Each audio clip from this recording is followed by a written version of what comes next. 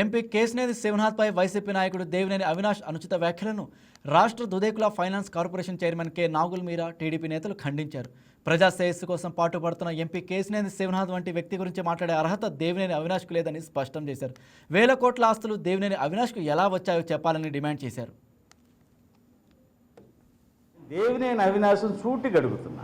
కేశినేని చిన్ని గారికి రాజకీయాల్లోకి రాకముందు ఇప్పుడు హైదరాబాదులో బ్రహ్మాండమైనటువంటి రియల్ ఎస్టేట్ వ్యాపారం ఉంది, అమెరికాలో సాఫ్ట్వేర్ కంపెనీ ఉంది, ఆయన సంపాదిస్తున్నాడు. అవినాష్ని అడుగుతున్నా, కొంతమంది మీ దగ్గర 100 కోట్లు ఉందంటున్నారు, కొంతమంది 1000 కోట్లు ఉందంటున్నారు. 1983లో తెలుగుదేశం పార్టీ మీకు రాజకీయ భిక్ష పెట్టింది. మీరు ఈ 100,000 కోట్లు మీరు ఏమి వ్యాపారాలు చేసి సంపాదించారని అడుగుతున్నారు. మీకు ఒక వ్యాపారం ఉందా?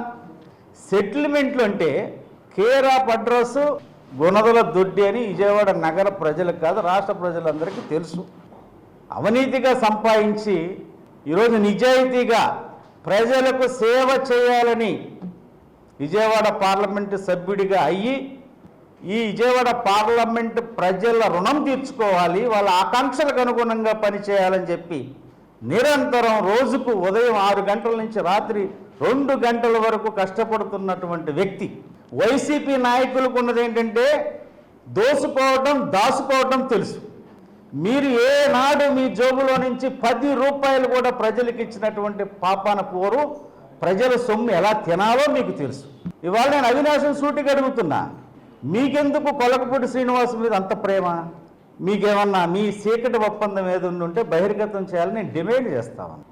ఇవాళ కొలకపూడి నెమలిలో వ్యవహరించినటువంటి తీరు సభ్య సమాజం సిగ్గుపడే విధంగా ఉంది.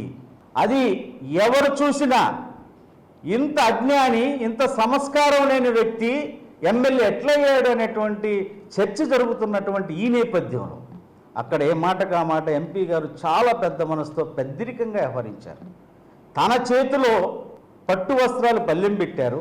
స్థానిక శాసనసభ్యుడిగా అతని చేతిలో ముత్యాల తలంబరాలు పల్లెం పెట్టారు.